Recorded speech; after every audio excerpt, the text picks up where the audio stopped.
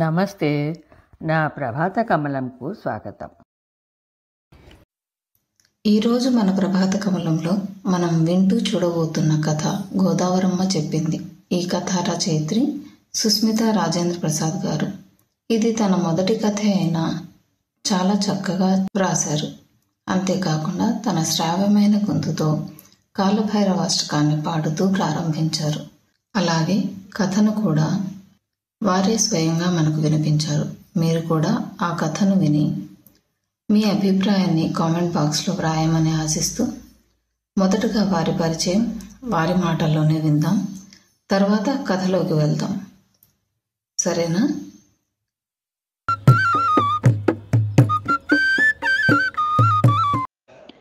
Hello అండి, నా పేరు సుస్మిత రాజేంద్ర ప్రసాద్. నేను అప్పుడప్పుడు సరదాగా ప్రతిలిపిలో చిన్న చిన్న కవితలు డైలీ వారి అంశాలకు రాస్తుంటాను. ఒకటి రెండు అలా చిన్న చిన్న కథలు కూడా రాశాను. ఇది నేను మొదటగా రాసిన కథ గోదావరమ్మ చెప్పింది. దేవరాజ సేవ్యమాన పావనాగ్రి పంకజం వ్యాలయజ్ఞసూత్రమిందు శేఖరం కృపాకరం నారదాదియోగి వృంద వందితం దిగంబరం కాశికాపురాదినాథ కాలభైరవం భజే. కాశికాపురాదినాథ కాలభైరవం భజే అని స్తోత్రాలు పాడుకుంటూ తమ ఇంటి వెనుక వైపునున్న పెరట్లో పనిచేసుకుంటుంది గోదావరమ్మ. అప్పుడే పక్కనే ఉన్న గోదావరిలో స్నానం చేసి నమశివాయ నమశివాయ అని శివపంచాక్షరి చదువుతూ ఇంటి లోపలికి వచ్చారు నారాయణ శర్మ గారు. వస్తూనే బయట నుంచే గోదావరి గోదావరి అని పిలుస్తూ లోపలికి వచ్చారు శర్మ గారు. భర్త పిలుపుకు వెనుక పనిచేసుకుంటున్న గోదావరమ్మ గారు ముందటి వైపు వచ్చింది. వస్తూనే ఏమిటండి అని అడగగా, ఈరోజు ఏకాదశి కదా, భక్తులు త్వరగా వస్తారు, అందుకే నేను కిందికి వెళ్ళి గుళ్ళోనే కూర్చొని సంధ్యావందనము జపము అన్నీ శివాలయంలోనే చేసుకుంటాను. నువ్వు కూడా త్వరగా పని పూర్తి చేసుకొని ఆలయానికి వచ్చేయి అంటూనే మెట్లు దిగి కిందికి వెళ్ళి అప్పటికే తెరిచి శుభ్రం చేసి ఉంచిన శివాలయంలోకి వెళ్ళిపోయారు శర్మగారు. భర్త వెళ్ళగానే పెరట్లోకి వెళ్ళి తన నిత్యం చదువుకునే దేవతానామాలు పారాయణం చేసుకుంటూ పని చేసుకుంటున్నారు గోదావరమ్మ గారు. ఈరోజు ఏకాదశి కావడంతో వంట పని అంటూ ఏమీ లేదు, కానీ గుడిలోనే పని ఎక్కువగా ఉంటుంది. భక్తుల రాక అనేది సూర్యోదయం నుంచే ప్రారంభమవుతుంది. అది ఎంతో పురాతనమైన శివాలయం. గోదావరి నది ఒడ్డున్నే ఉంది. తరతరాలుగా గోదావరమ్మ పూర్వీకులే ఆ ఆలయాన్ని చూస్తున్నారు. గుడి పూజ నిర్వహణ అన్నీ వారే చూస్తున్నారు. నది దగ్గరలోనే గుడి పక్కనే కొంచెం ఎత్తు మీద చిన్న కొండలాంటి ప్రాంతంలో ఇల్లు కట్టుకొని వారి జీవనం సాగిస్తున్నారు. ఆలయానికి దగ్గరలోనే ఉన్న పొలం వారికి ఆదాయ వనరుగా ఉంది. గోదావరమ్మ తల్లిదండ్రులకు తను ఒక్కతే సంతానం అవ్వడంతో అల్లుణ్ణి ఇల్లరికం తెచ్చుకున్నారు. అలా వారి తదనంతరం గోదావరమ్మ నారాయణ శర్మలే గుడిని వ్యవసాయాన్ని చూసుకుంటున్నారు. వారి పిల్లలు పెద్ద పెరిగి ఉద్యోగాల రీత్యా పట్టణాలలో వారి వారి కుటుంబాలతో స్థిరపడ్డారు. తల్లిదండ్రులను కూడా తమతో వచ్చి ఉండమంటే వీరు మాత్రం వీరికి ఇక్కడ అలవాటు పడిన వాతావరణము, అలాగే గుడి దేవుడు వీటిని వదిలి ఉండలేక ఇక్కడే ఉండిపోయారు. ఇంట్లో పని పూర్తి చేసుకుంటూ మడిచీర ఆరవేసుకుంటున్న గోదావరమ్మకి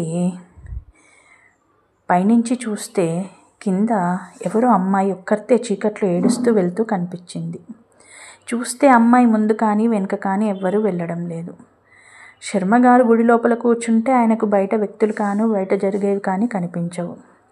సమయం చూస్తే నిండా 4 కూడా అవ్వలేదు. ఏదో అనుమానంగా అనిపించి వెంటనే గోదావరమ్మ కిందికి దిగింది. ఆ అమ్మాయి వెనకాలగే వెళ్ళింది. ఆ అమ్మాయి నది ఒడ్డున్నే నిల్చొని ఏడుస్తూ వెక్కుతూ తన ఓని కొంగుతో కళ్ళు తుడుచుకుంటుంది. గోదావరమ్మ కానీ రాకుండా ఉండుంటే ఆ అమ్మాయి మరుక్షణంలో ఆ తల్లి గోదావరి నదిలో కలిసిపోయేదేమో. కానీ అంతలోనే గోదావరమ్మ వచ్చి చెయ్యి పట్టుకొని ఆ అమ్మాయిని వెనక్కి లాగింది. ఏ అమ్మాయి, ఎవరు నువ్వు? ఏంటి పిచ్చి పని? ఏంటి అఘాయిత్యం చేద్దామని చూస్తున్నావు అని కోపంతో గోదావరమ్మ అనేసరికి ఆ పిల్ల ఒక్కసారిగా ఏడుస్తూ గోదావరమ్మతో పరిచయం లేకపోయినప్పటికీ ఆమె మీద పడి మరీ ఏడవసాగింది. దాంతో గోదావరమ్మ మెల్లిగా అమ్మాయిని పట్టుకొని తన మడి విషయం పక్కన పెట్టి ఆ అమ్మాయిని పైకి తీసుకెళ్ళింది. ఇంట్లోపలికి తీసుకెళ్ళి ఆ అమ్మాయిని దగ్గరగా కూర్చోపెట్టుకొని నెమ్మదిగా లాలించి విషయం అడిగింది. ఏంటమ్మా, ఏంటి పని అని.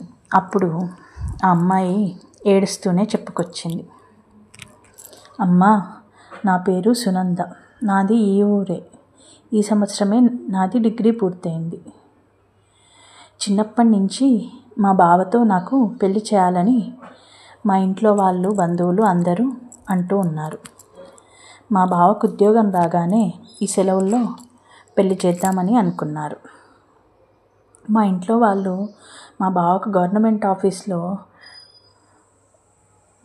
క్లర్క్ ఉద్యోగం వచ్చింది. దాంతో వెంటనే పెళ్లి చేయాలని అనుకున్నారు. కానీ మా బావకు గవర్నమెంట్ ఉద్యోగం రావడంతో మా మేనత్త మరియు మా బావ యొక్క మనసులు మారిపోయాయి.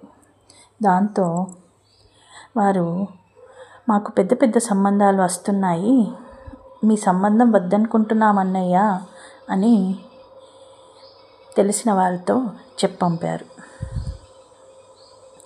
చిన్నప్పటి నుంచి ఇంట్లో అంతా బావే నీ మగుడు, బావతోటే నీకు పెళ్ళి, ఎప్పటికైనా నువ్వు వెళ్ళేది నీ మేనత్త ఇంటికే, అదే నీ అత్తారిల్లు అని చెబుతూ ఇంట్లో పనిచేసే పని వాళ్ళ దగ్గర నుంచి తెలిసిన బంధువుల వరకు అంతా నన్ను ఆట పట్టిస్తూ ఉండేవారు.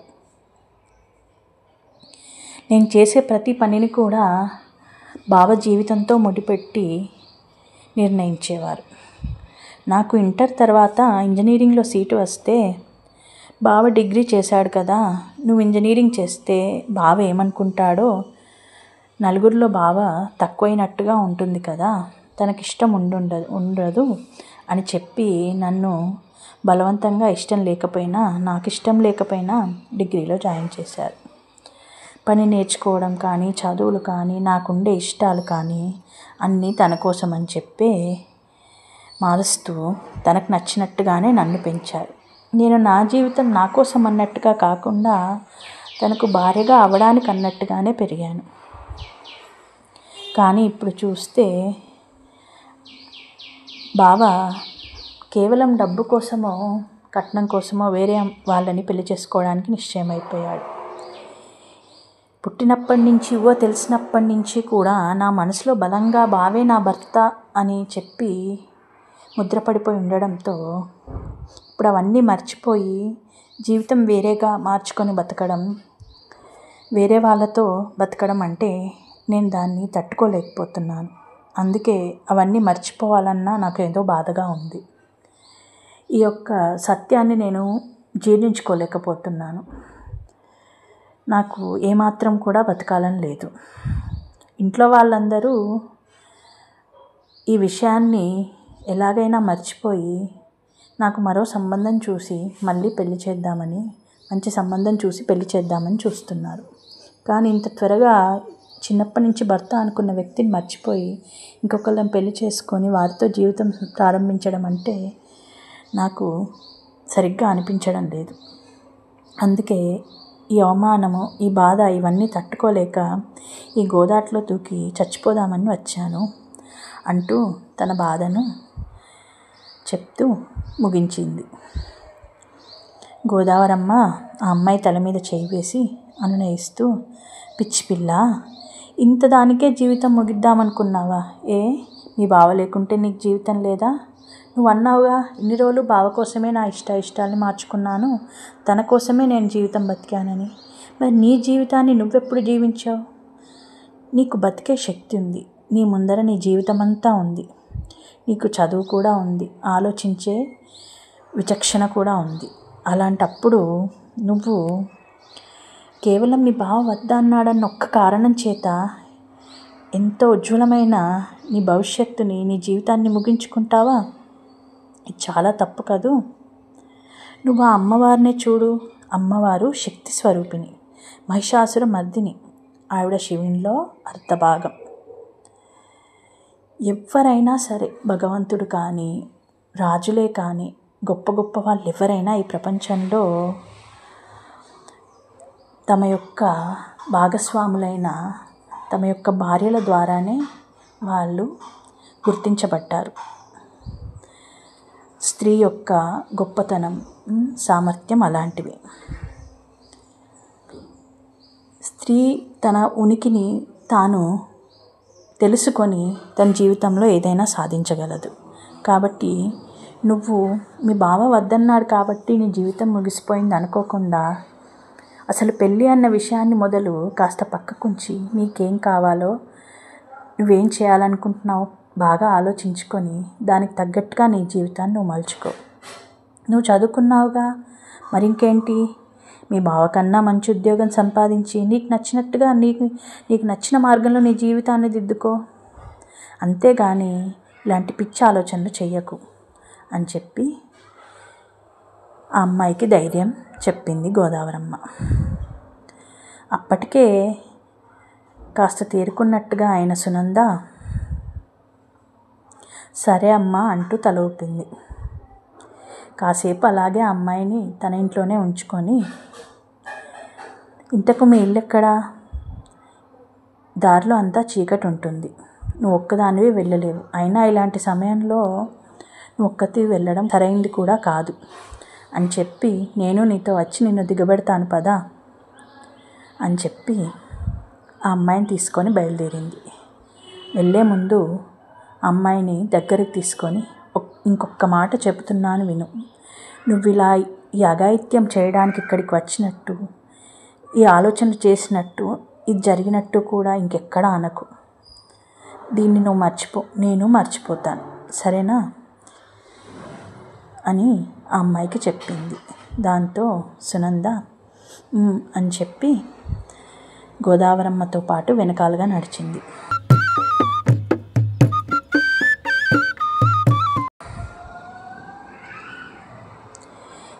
గౌతమి, మెల్లగా పడిపోతావు, జాగ్రత్త తల్లి. అబ్బా, ఏం పడనమ్మా, నువ్వు సరిగ్గా చూసుకుంటూ రా మొదలు అని మెట్ల మీద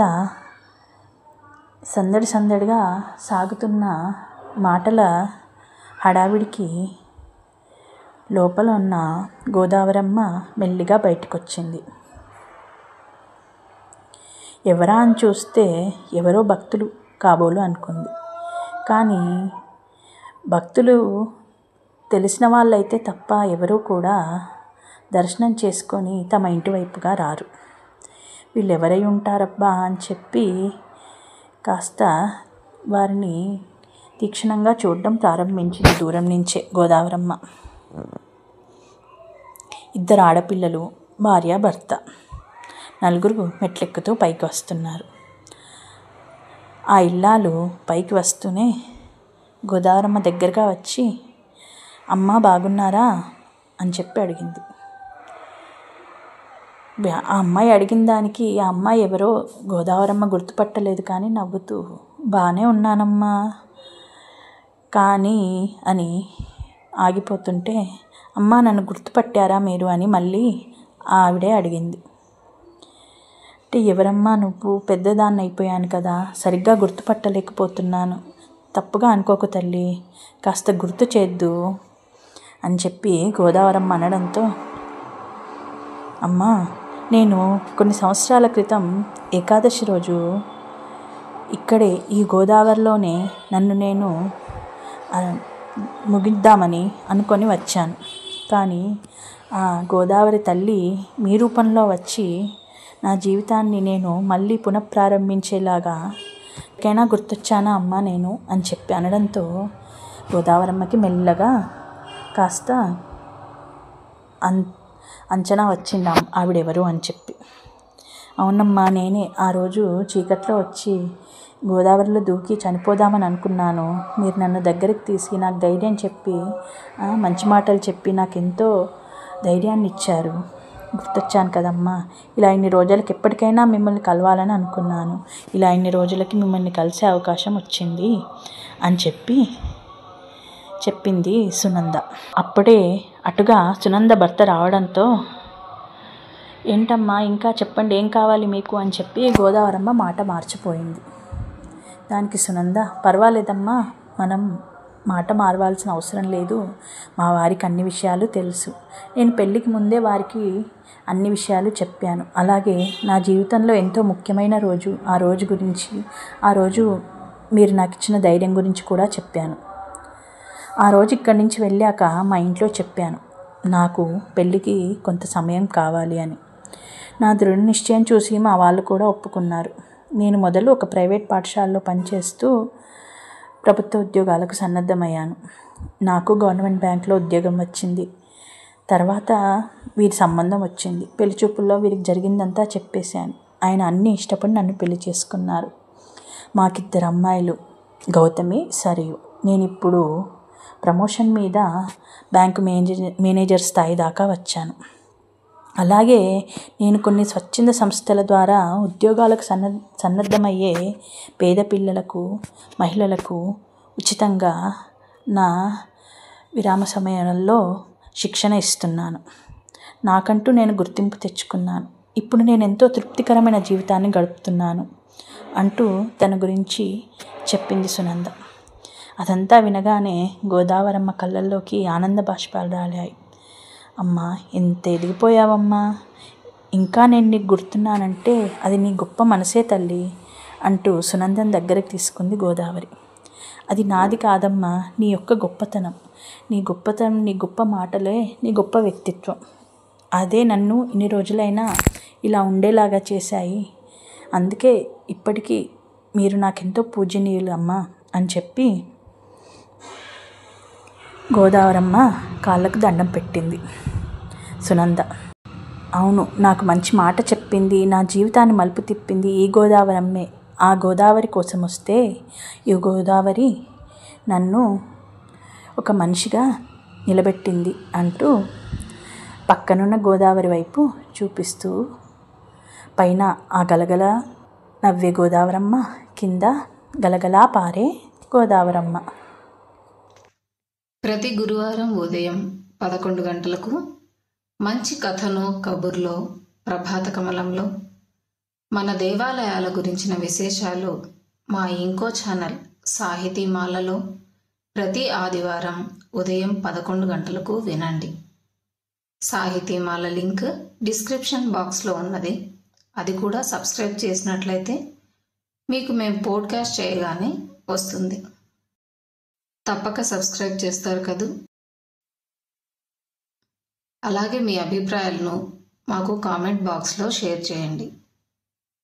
ధన్యవాదాలు.